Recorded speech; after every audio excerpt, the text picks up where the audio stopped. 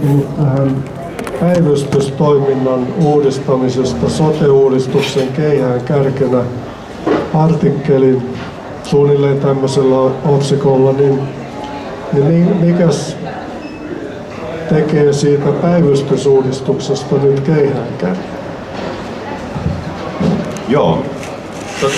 Mä luulen, että keihäänkärki varmaan osuu tälle päivystysosuudelle aika sopivasti, koska tätä sosiaali- ja terveydenhuollon päivystystä kiirettiin siten, että tähän koko sote-uudistukseen nähden ensimmäinen ja varsin laaja säästövelvoite tuli terveydenhuollon ja sosiaalipäivystyksen kontolle jo siinä vaiheessa, kun 2011 jo aiemman hallituksen aikana THL joutui tekemään selvityksen terveydenhuollon ja sitten myös viime kädessä sosiaalihuollon päivystyksestä, ja siellä esitettiin nimenomaan päivystyssairaaloiden keskittämistä varsin harvalle sairaalalle.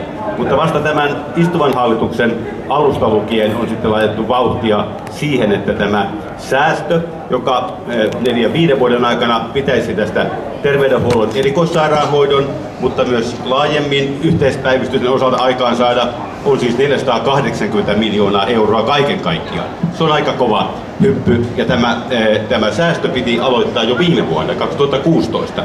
Joka vuosi tästä eteenpäin sen säästön pitäisi vaan kasvaa ja kasvaa. Ja tästä on nähtävillä muun muassa juuri tämä muun muassa synnytysten kasaaminen isoihin sairaaloihin ja monien muiden vaativien kylläkin leikkausten ja vastaavien keskittäminen vain harvoihin keskus- ja muihin yliopistosairaaloihin ja keskussairaaloihin. Tässä mielessä tämä uudistus on etuaikainen, ja kun tähän tämän vuoden alusta voimaan tulleeseen sosiaalihuoltolakiin ja terveydenhuoltolakiin tehdyt muutokset astuivat jo voimaan ja tätä päivystystä piti jo keskittää, niin tämä on eri aikainenkin siten, että nyt jo tämä terveydenhuollon päivystys pitäisi laittaa liikkeelle ja 2 vuotta aikaisemmin kuin varsinainen sote- ja maakuntauudistus tulisi 2019 voimaan.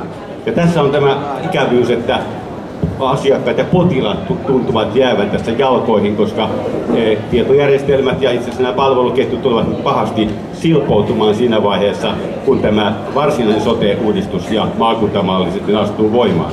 Tässä mielessä, kun viime vuoden helmikuussa tämä sosiaali- ja terveysvirasto asetti minut tähän ministeriön lainvalmistelutyöryhmään, niin olemme kylläkin tätä Helsingin, Espoon ja Vantaan hyvin toimimaa sosiaali- ja kielipäivystystä siellä pystyneet tuomaan esiin ja näyttämään, että ainakaan tälle sosiaalipuolen päivystykselle ei voida eikä asetetakaan kyllä tällä hetkellä tätä säästövelvoitetta. Se koskee lähinnä erikoissairaanhoitoa ja näitä yhteispäivystyksiä. Voitko se vähän kommentoida? Nyt julkisuudessa on ollut hyvinkin hälyttäviä arvioita, että ollaan menossa kaaokseen tai että näihin uusiin palveluyksiköihin tulee niin sosiaalipuolta lähinnä maakuntatasolla ja perustasolle jää lähinnä sitten tätä perusterveydenhuoltoa ja että yhtiöt sitten valitsee, missä ne katsoo parhaimmaksi toimia. Että onko tämä tilanne näin synkkä sun arvion mukaan? Ollaanko menossa huonompaan, vaikka piti hyvää tavoitella?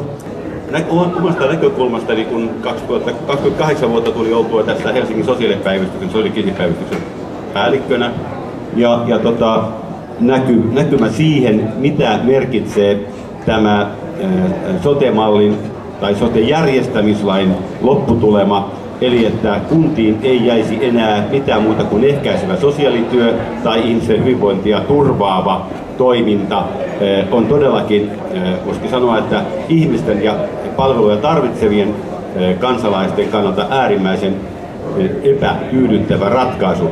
Eli kaikki tämä järjestämislain ja maakuntalain mukaan pitäisi itse asiassa joko siirtää nämä sosiaali- ja terveydenhuollon palvelut tänne maakunnan liikelaitokselle, ja ne, jotka varsin nopeasti aiotaan laittaa kilpailutettavaksi markkinoille, niin sitten niiden osalta tämä yritysten, osakeyhtiöiden joita pitää myös julkiselta puolta äkkiä ruveta kasaamaan sekä järjestöjen että nykyistenkin osakeyhtiöiden tai yritysten kolmikannalla sitten järjestää, ostaa ja tämä silpoo erittäin pahasti ihmisten yhdenmukaisen palveluketjun, hoitoketjun ja tavallaan tuo sinne valtavan määrän katkospaikkoja, jolloin ne ihmiset, jotka eivät sitten tule käyttämään vaikkapa tätä palveluseteliä, eivätkä pysty sitä omalta osaltaan kilpailuttamaan, niin heillä on edessä heitteille jättö. Ja tästä meillä täällä Helsingissä on jo tietyllä tavalla kokemuksia, kun meillä itse asiassa sosiaalitoimen puolella on paljon enemmän ulkopuolista ostopalvelua, ja silloin kun nämä ostopalvelun tuottajat sitten vaihtuvat ja esimerkiksi kehitysvamman puolella ja vanhusten puolella vaihtuvat sitten aina kilpailukausittain, niin siellä tulee aika pahoja katkoksia. Ja sitten itse asiassa ikäihmisten osalta tämä merkitsee sitä, että vaikkapa dementiahoidon puolella, jos se hoito ei jatku samassa paikassa, niin sitten tavallaan ihmisen heittely ja paikasta toiseen siirteleminen tuottaa paljon enemmän voisiko sanoa, vaikeuksia. Ja toinen puoli on tietysti se, että kun tämä pakkokilpailuttaminen on nyt tähän nykyiseen lakipakettiin sidottu hyvin tiukasti, niin nyt sitten todella, niin kuin mainitsin tuossa äsken, niin myös nämä suuret Mehiläinen, Terveystalo ja muut isot, jopa kansainväliset yritykset pystyvät toimimaan siten, että ne kuorii varmastikin kerman päältä. Ja sitten kaikkien vaikeimmat tapaukset jätetään joko tämän maakunnan tai sitten joidenkin muiden kenen vastuulle. Eli tämä malli on varsin hatara, semminkin kun näistä 18 maakunnasta vain 12 sitten näitä päivystäviä sairaaloita enää sisältää. Ja oikeastaan 5 yliopistoskeskussairaalaa sitten sisältävät kaiken hyvin laajan kirjon niitä erikoissairaanhoidon palveluita. Tällainen tavallaan lopputulos on äärimmäisen vaarallinen. Toisaalta se, että verorahat menevät näille suurille pörssiyhtiöille, jotka eivät kanna vastuuta kuin siitä, että he rahastavat, ja toisaalta ihmiset tavallaan jäävät siten hoitamatta, että heidän tietotaitonsa välttämättä ei riitä näihin vaikkapa sitten palvelusetelien käyttämiseen ja tähän valinnanvapauden toimeenpanemiseen, joka vie nimenomaan tähän yksityistämisen ja ulkoistamisen ja osakeyhtiöiden suuntaan. Demokratia tästä häipyy kokonaan, ja minä sanoisin, että oikea ratkaisu on, että tämä sote-uudistus pannaan jäihin ja varmistetaan se, että nämä lähipalvelut ja peruspalvelut muun muassa sosiaalityön puolelta jäävät nimenomaan peruskuntiin, jossa tämä asia osataan. Ainakin Helsinki, Espoo, Vantaa kykenevät järjestämään kaikki nämä tarpeelliset palvelut aina tänne erikoissairaanhoidon rajalle asti aivan itse.